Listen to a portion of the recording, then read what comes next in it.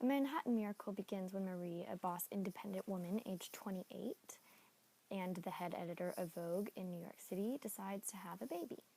She is single and a virgin, so she goes to the sperm bank and picks out an anonymous donor. The baby, Jessie, is born on Christmas Day. As the story progresses, we find out that she is not as put together as she might seem and actually has deep emotional issues and a drug problem. As Jessie grows up, Marie realizes that Jessie is a special child. He is extraordinarily kind and tender-hearted. He grows up to become a carpenter and always talks to those around him about God. Jessie and his mother end up moving to a small town in New York because of her drug addiction gets worse and she's fired from her job. But he is known in his neighborhood for his kindness, always making the children toys and helping his neighbors, etc. At the age of 20, Jessie finds out that his mom lied about his father dying and discovers papers in the basement revealing the truth about the sperm donor. He seeks advice from his best friends, Thomas and Maggie, and Jessie decides to make it his mission to find his father. Although Thomas and Maggie are hesitant and do not believe Jessie will find his father, they support his decision. Thus, Jessie heads back to New York City and begins his journey to find his father. He visits the sperm bank that was documented on the papers he found and is able to discover the name of his father.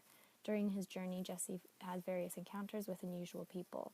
Jessie helps a sick homeless man feel better by providing him medicine and food. Later, Jessie comes into contact with a rude pedestrian that threatens to run him over. However, later that day, the woman gets stuck in the rain without shelter, and Jessie sees her and helps her get to safety, even though she had threatened him earlier in the day. A few days later, Jessie gets mugged and has barely anything left to his name. When Jessie is down on his luck and is thinking of giving up, he comes across a terrible accident and goes to help. He rescues a man he does not know and takes him to the hospital. Jessie waits by the side of the man in the hospital, even though he does not know him, and while he's waiting, he sees the doctor's report with the name Joseph Finkelstein and recognizes that to be the name that matches the one on the papers he found at the sperm bank. After the man is feeling better, Jessie wishes him well and goes on his way. He does not mention anything about him being his son because he realizes that although his mom lied, she did not have bad intentions. He realizes that he is lucky to have his mom, but he is still very angry. While he is glad to have met his father, he realizes that his true issue is with his mother. Jessie returns home to his mother and demands the truth. He talks to his mother about the situation and begins to understand her side of the story. His mom apologizes for lying and explains that she was wrong.